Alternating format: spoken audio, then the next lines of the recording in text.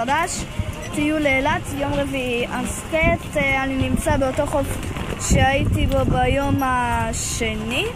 אז כן, אני הייתי כבר מתחת למים ואני אראה לכם עכשיו כמה תמונות, סליחה, וידאו מתוך המים.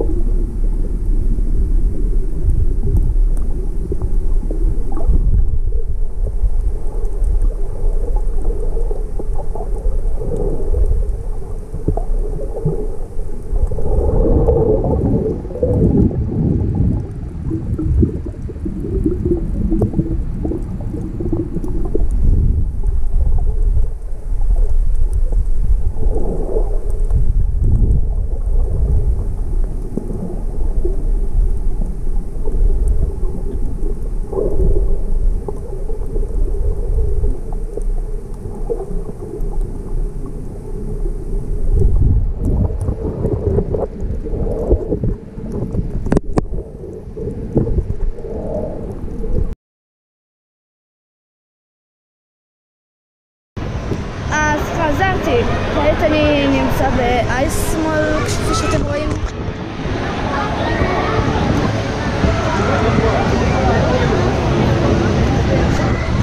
וכן, אני ביליתי ועוד אולי קצת אבלה בקניון ואז אני אחזור למלון.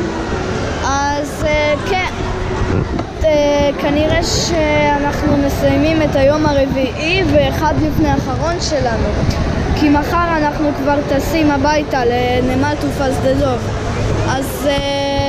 אז כן, לייק, סאב, ואם אתם רוצים תגובה, ולא לשכוח, חג שמח לכולם.